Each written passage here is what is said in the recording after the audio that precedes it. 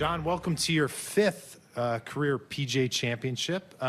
You were not here in 2012 when we last played here, but what have you come to know and learn about the Ocean course, and compare and contrast that with what you've experienced here a few days in to our championship week?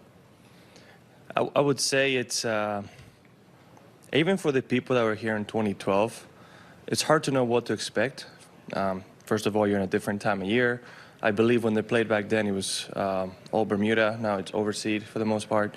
So it's obviously going to play a little different, right? I think a player told me they had some rain that week and it was rather soft. It's incredibly firm out there right now. So the downwind holes, ball rolls, and bounces on the greens. So I think it's playing different. Now, when it comes to the golf course itself, it is nice to be familiar with the layout. It is really nice to be familiar with the wind. So if you've been here in the past and have played both east and west winds, I think you have a certain advantage on strategy on some holes. I do know last time they moved a lot of tees around on some holes, so obviously that helps as well. But as a fan of Pete Dye golf courses, you kind of know what to expect, right? You get to the tee, you expect a fairway that you're not really going to see, deceiving off the tee, very deceiving to the eye in every single shot. Much like TPC Sawgrass, it's like you have a shape off the tee and another shape coming into the green. It's a true ball striker's golf course, and I enjoy the challenge, and I typically really enjoyed Pete Dye golf courses. So I can't wait to play the front nine, which I haven't played yet, and get it going this week. All right, let's go to microphone number 4, please.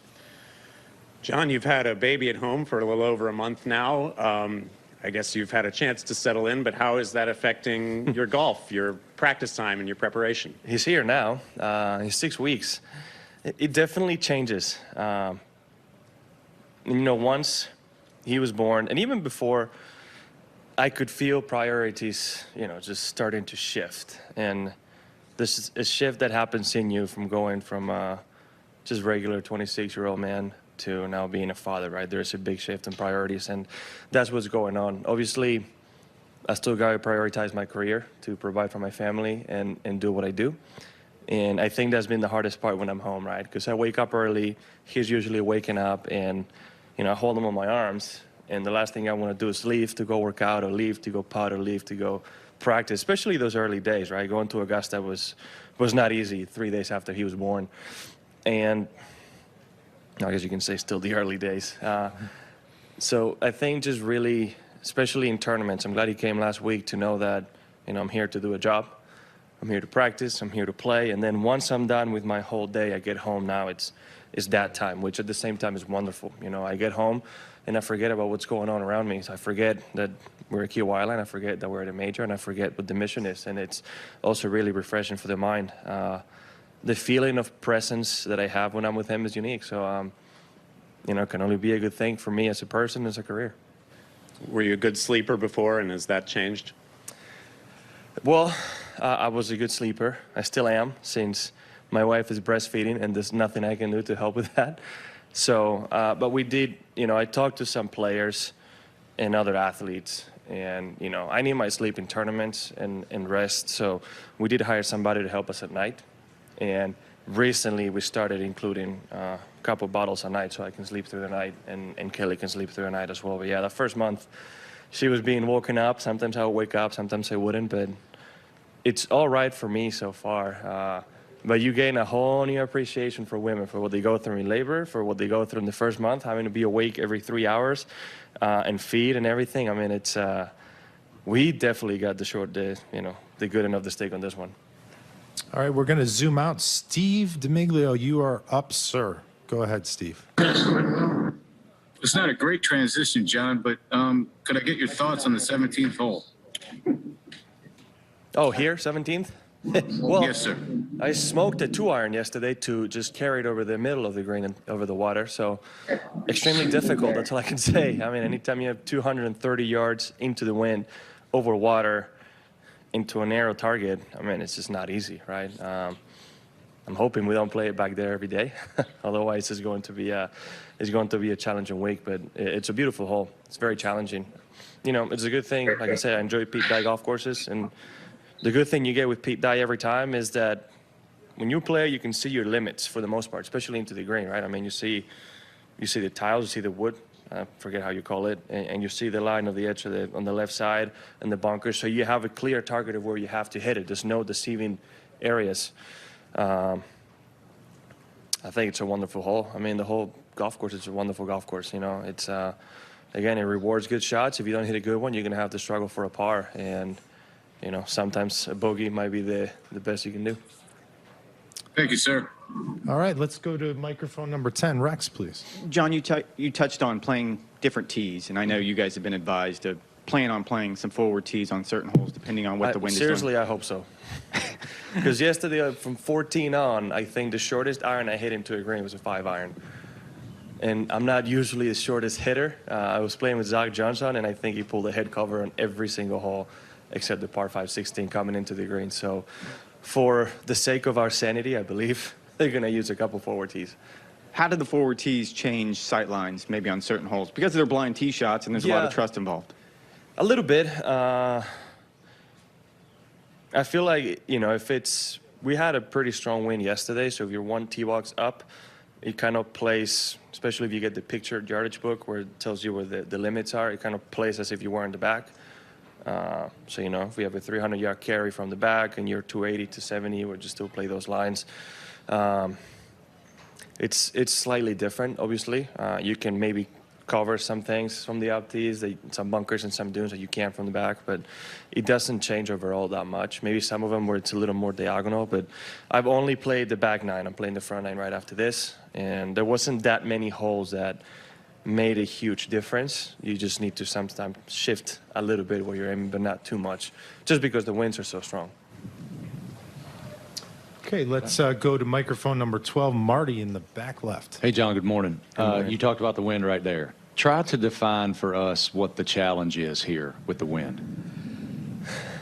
It's one of the challenges. I mean, one of the things when you're out on the ocean and you have a humid place, you have a lot more dense air, right? So what a 10-mile-an-hour wind might be here is definitely going to be stronger than a 10-mile-an-hour wind in some places inland, right? So you got to account for that. You got to club up, you got to, you know, adjust to it, and that's just playing a couple practice rounds. You might be able to get an idea of how much is hurting or helping the ball, because some of the downwind holes, the ball was going a very long way. So I think that's one of the challenges, right? Being able to commit to the club you have, even though you might be hitting way longer clubs than you used to on certain distances into the wind. And again, I think that the biggest challenge when you have a place like this that's narrow targets and windy, and narrow because it's windy, is just having a clear picture and, you know, full commitment on the shot, right? It's what you got to do. You got to pick a shot and be fully committed to it. Otherwise, it's going to be impossible to get around this golf course. And as a player, I think that's the biggest challenge, right? When you have a lot of ideas in mind and a lot of options, picking one and sticking to it and trying to execute the best possible. Thank you. All right, let's zoom out to Lucas. Lucas, unmute yourself, and you're with Jon Rahm. Good morning, John. Thanks for doing this. You were one of the few golfers who were involved in the collaboration with the LPGA and Michelle Wee in the hoodie for golf. I'm just curious how that came to be and how you see how important it is to have those type of cross collaborations between the PGA and LPGA tours.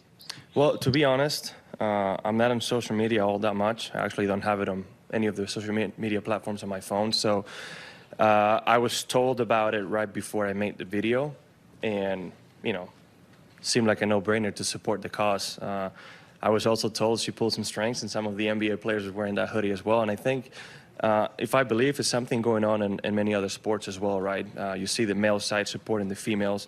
I've seen a lot of NBA players wearing the jerseys from the female players from that same town. I think I've seen a couple other times where I believe, I forgot what it was for, but Real Madrid soccer players supported the Real Madrid female soccer players in some instances. So it's all for the growth of the game, right? And I've said many times, if I can do a little bit of what some players in the past did for the game, outside playing, it would be an accomplished goal. So if you can just grow the game, whether it's for male or females, I think it's mission accomplished, right? And, you know, that's what we're here for. And we're not only just players, we're ambassadors of the game. And I think Arnold, Jack, Tiger, Phil, Seve, they all did a great job in that.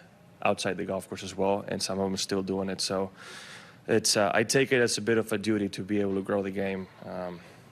You know, whether it's just for men or women, obviously trying to include as many people as possible.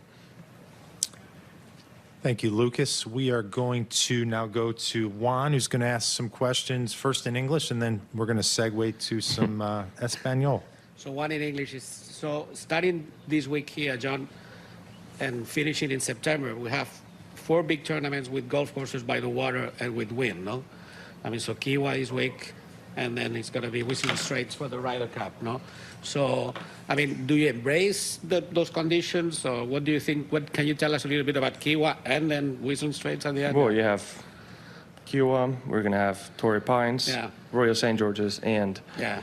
Whistling Straits, right? Well, one of them is not ocean water, so it's going to be a little different. But yeah, I mean, you do get a similar idea of how it's going to play. For the most part, they'll probably all play difficult.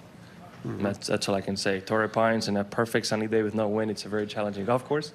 So when it's firm and fast and a little wind, it's going to be even harder. So I think it's a good thing if you're one of those players who's known to be a good ball striker and like the challenge, because, I mean, I'm assuming they're all going to play similar. Now, Whistling Straits is match play. That changes things a lot. You know, it's all based on how they want to set it up.